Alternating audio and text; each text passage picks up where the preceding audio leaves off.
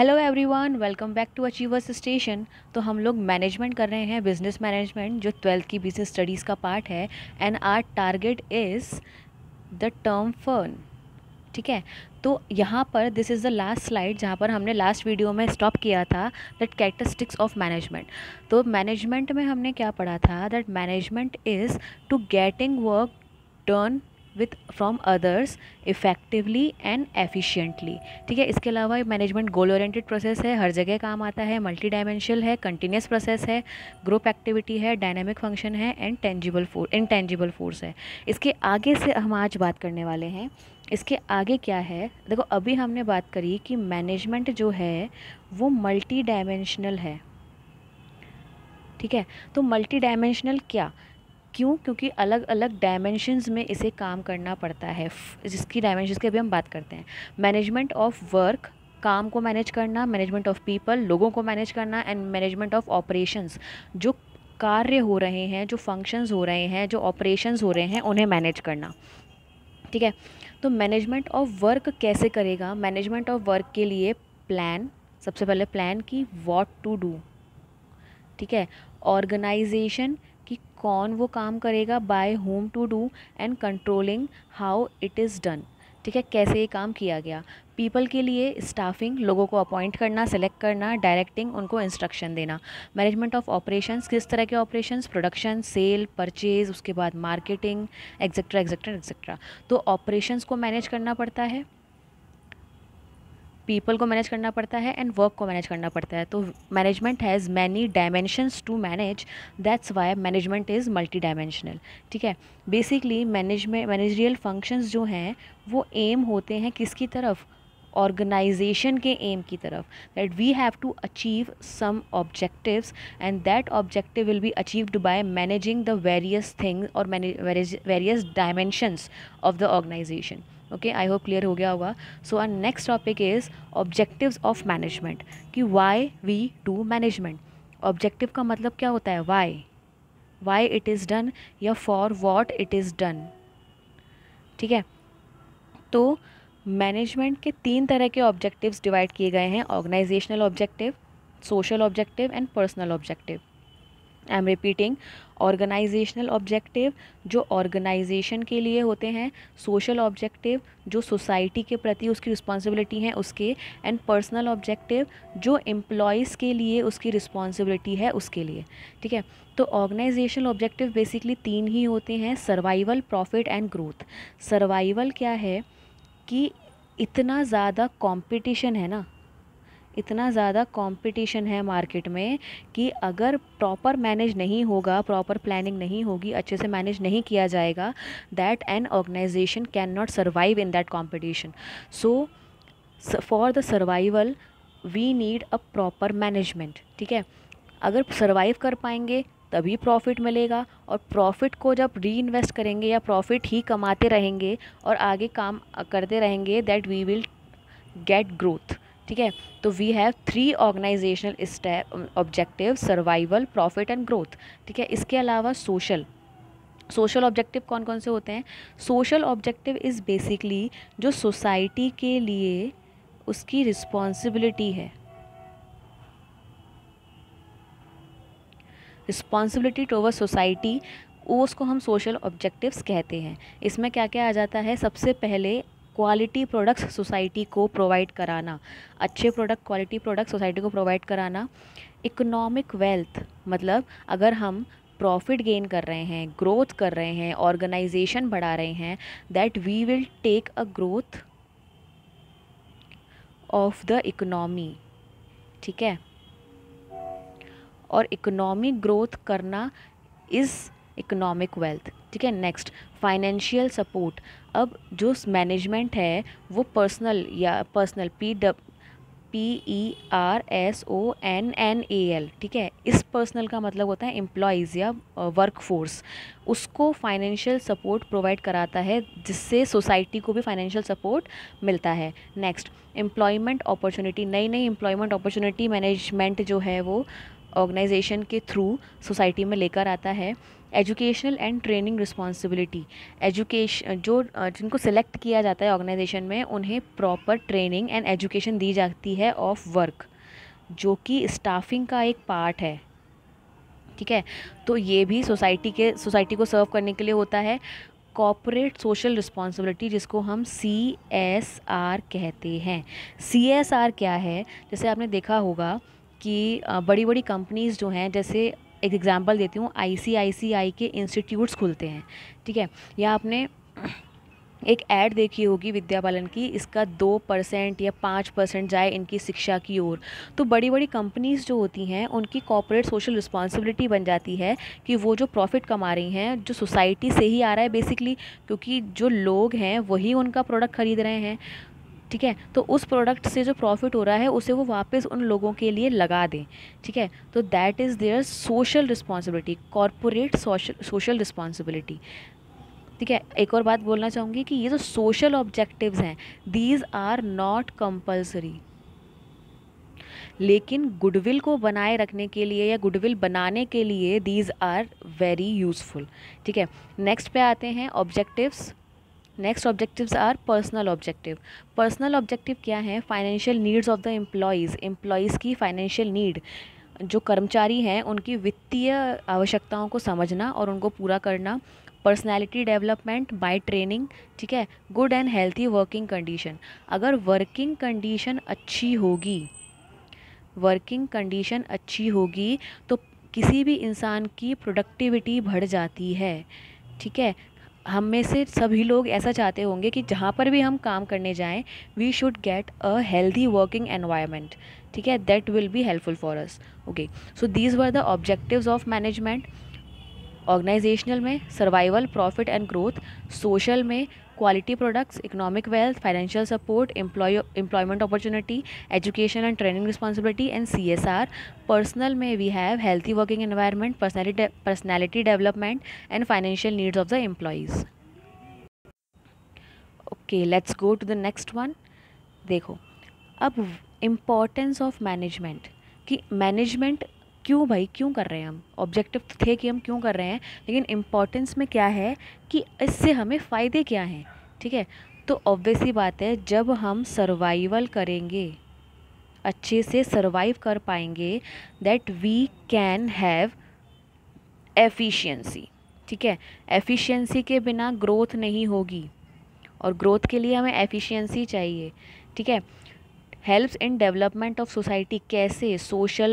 जो social objectives थे उसके थ्रू सोसाइटी का डेवलपमेंट। ठीक है, help in achieving personal objective, जो किसी एम्प्लॉय के पर्सनल ऑब्जेक्टिव हैं। कोई भी एम्प्लॉय हमारी ऑर्गेनाइजेशन में कुछ पर्सनल ऑब्जेक्टिव्स लेकर आता है, अगर उन ऑब्जेक्टिव्स को पूरा कर रहे हैं हम, तब वो हमारी ऑर्गेनाइजेशन में हमारी ऑर्गेनाइजेशन के गोल को अचीव करने में हमारी हेल्प करेगा। सो पर्सनल ऑब्जेक्टिव्स पूरे हो जाते हैं, सोसाइटी का डेवलपमेंट हो जाता है, ग्रुप गोल्स। अच्छा, अभी मैंने बात करी एम्प्लॉयज़ के पर्सनल ग्रुप्स को अगर हम फुलफ़िल कर देंगे, तो जो ग्रुप गोल है, जो ऑर्गेनाइजेशन का गोल है, उसको प्राप्त करने के लिए एम्प्लॉयज़ खुद ही मोटिवेटेड होंगे, तो we can achieve group goals as well. Create dynamic organization. देखो, मैनेजर्स जो है वो एज़ पर द, हमने ये पढ़ा था management is a dynamic function. ठीक है, तो मैनेजमेंट जो है वो as per the environment, as per the rules, as per the things खुद को चेंज करता है। तो ये चीज़ होना ज़रूरी है, क्योंकि बदलाव जो है वो प्रकृति का नियम है। ठीक है, तो अगर चेंज नहीं होगा तो कुछ नहीं हो सकता। तो we just have to change और make a self a dynamic organization and in personal level as well. Okay, चलिए आगे देखते हैं। इसी को एलैबोरेट किया हुआ है कि achieving group goals, management increases efficiency, management creates a dynamic organization, management helps in achieving personal objectives as well and development of society as well. Okay, चलो आगे देखते हैं। एक और बात, हम लोग कॉमर्स में कुछ भी पढ़ें, चाहे वो मैनेजमेंट हो, चाहे वो मार्केटिंग हो, चाहे वो अकाउंट्स हो, चाहे वो बुक कीपिंग हो, चाहे वो फाइनेंस हो, कुछ भी हो, everything is science, everything is art. What I said, everything is science and everything is art. How? Science क्या होता है? साइंस होता है अ सिस्टमैटिक नॉलेज, ठीक है, जिसमें एक्सपेरिमेंट्स हुए हैं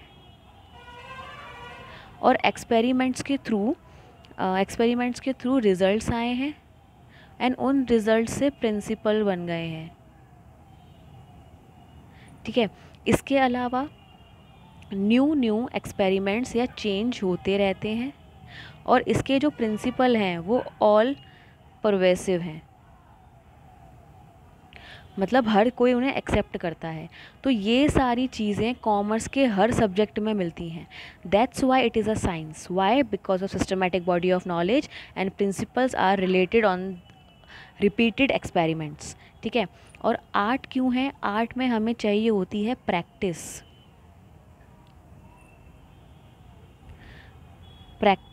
इसके अलावा आर्ट एक थ्योरी है, इसके लिए हमें थ्योरी पढ़नी पड़ती है और उस थ्योरी को प्रैक्टिकली अप्लाई करना पड़ता है कि भाई जैसे अगर हमें कुछ बनाना है, लाइक एप्पल ही बनाना है, तो how to shed, where to shed ताकि वो 3D लगे, ठीक है। ये तो हो गई थ्योरी। जब उसको हम अप्लाई करेंगे दैट इज़ प्रैक्टिकल। तो एंड उसके अलावा creativity, practical and theory knowledge and practice.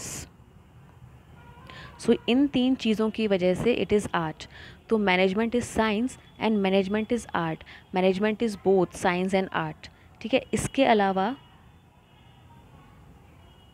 Management एक प्रोफेशन भी है, एज वी नो कि लोग MBA करते हैं फॉर बीइंग अ मैनेजर। लेकिन इसके कुछ एक्सेप्शन भी हैं। जैसे अगर हम एडवोकेट बन रहे हैं या हम CA बन रहे हैं, ठीक है, या हम कोई और प्रोफेशन ले रहे हैं या लाइक डॉक्टर ले रहे हैं, ठीक है, तो इन तीनों का ही कोड ऑफ कंडक्ट होता है। कोड ऑफ कंडक्ट, इसका मतलब होता है कि जिसने एक पर्टिकुलर बॉडी ऑफ इंस्टीट्यूट से नॉलेज ली है वही इस फील्ड में जा सकता है। लाइक CA को ICAI से सर्टिफिकेट मिलना चाहिए, ऐसे। तो इसके बाद उसके कुछ रूल्स होते हैं जो उसे फॉलो करने पड़ते हैं। बट अगर हम मैनेजमेंट के प्रोफेशन में देखें तो मैनेजमेंट के लिए ज़रूरी नहीं है कि वो किसी कोड ऑफ कंडक्ट को यूज़ करे। फॉर एग्ज़ाम्पल, अगर कोई इंसान BCom किया हुआ है या MCom किया हुआ है या किसी ने BBA भी कर लिया, ठीक है, उसके बाद वो किसी बड़ी कंपनी में तो नहीं बोल सकते, but still as a manager तो काम कर ही सकता है। या अगर उसने अपनी ही फर्म खोल ली तो वहाँ पर वो मैनेजर तो काम कर ही सकता है, ठीक है। तो मैनेजमेंट इज़ अ प्रोफेशन हम ये बोल सकते हैं क्योंकि इसकी एक अलग से पढ़ाई होती है, एक डिग्री होती है, एक सिस्टमेटिक बॉडी ऑफ नॉलेज है। लेकिन इसके कुछ एक्सेप्शन हैं, इसलिए इसको फुल्ली प्रोफेशनल नहीं कहा जाता, पार्शियली कहा जा सकता है, ठीक है। चलिए आगे बढ़ते हैं। इसी का रिपीटेशन है। मैनेजमेंट कैरेक्टरिस्टिक क्या है इसके? डिटरमाइन ऑब्जेक्टिव्स होते हैं, कंटिन्यूस एक्टिविटी है, रिलेटेड विद ह्यूमन एफर्ट्स है, ग्रुप एक्टिविटी है, यूनिवर्सल प्रोसेस है मतलब हर जगह यूज़ होती है, रेशनल प्रोसेस है, सोशल एक्टिविटी है क्योंकि ह्यूमंस के साथ में काम करता है ना, और खुद भी ह्यूमन है तो सोसाइटी तो अलग है हो नहीं सकता। प्रोफेशन है लेकिन इसके कोर्सेज अवेलेबल हैं इसीलिए प्रोफेशन माना जाता है और कोई कंडक्ट नहीं है। ये साइंस भी है, आर्ट भी है। साइंस क्यों है? क्योंकि एक्सपेरिमेंट्स हुए हैं, रिजल्ट्स हैं, रूल्स हैं, प्रिंसिपल्स हैं, ऑर्गेनाइज्ड नॉलेज है। आर्ट क्यों है? क्योंकि प्रैक्टिस चाहिए होती है, एक्सपर्टाइज होता है, प्रैक्टिकल नॉलेज है एंड क्रिएटिविटी है, ठीक है। इसके अलावा ये इकोनॉमिक रिसोर्सेज से डील करता है, पैसों से डील करता है एंड मैनेजमेंट अब खुद में ही एक फैक्टर ऑफ प्रोडक्शन है। इसके बिना प्रोडक्शन अटक जाता है क्योंकि अगर प्रॉपर मैनेजमेंट नहीं होगा तो कोऑर्डिनेशन नहीं होगा और कोऑर्डिनेशन नहीं होगा तो कुछ भी काम नहीं हो पाएगा, ठीक है। चलिए आगे देखते हैं। देखो अभी प्रोफेशन के बारे में अभी बात की थी, तो अब profession has a following characteristic. किसी चीज़ को प्रोफेशन बोलने के लिए निम्न चीज़ें उसमें होनी चाहिए। Well defined body of knowledge, ये हमारे पास है जिसको masters of business administration MBA की डिग्री होती है।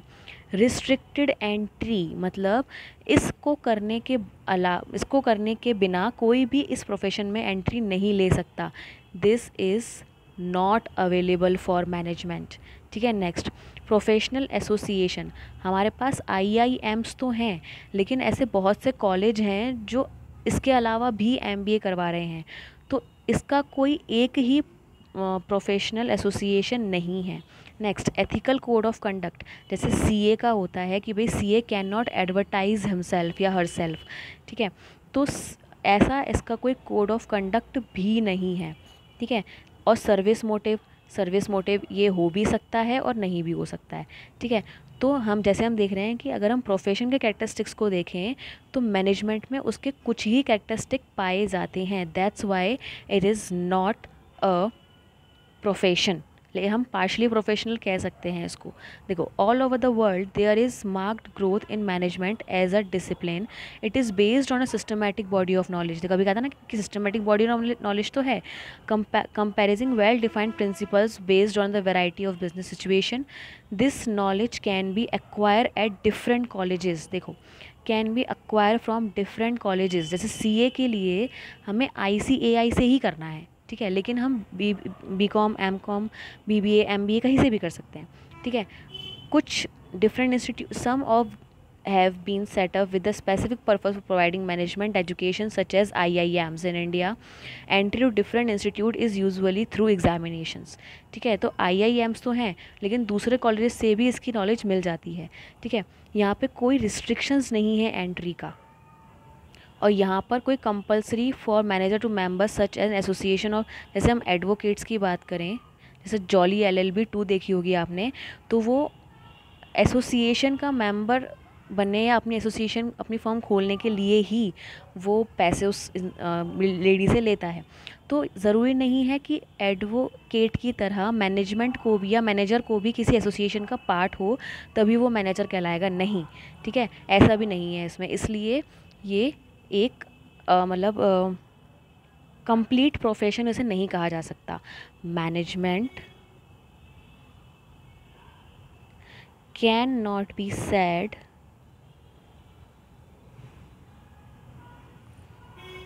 a profession but a partial professional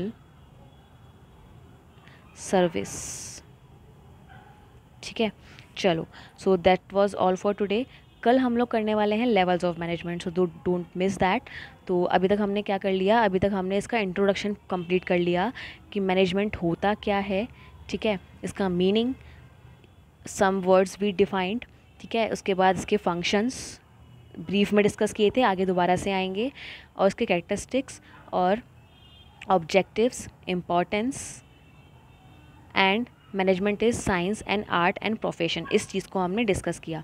so I hope आपको ये सेशन समझ में आया होगा। Let me know your feedback in comment box very fast. So bye bye, take care, have a nice day.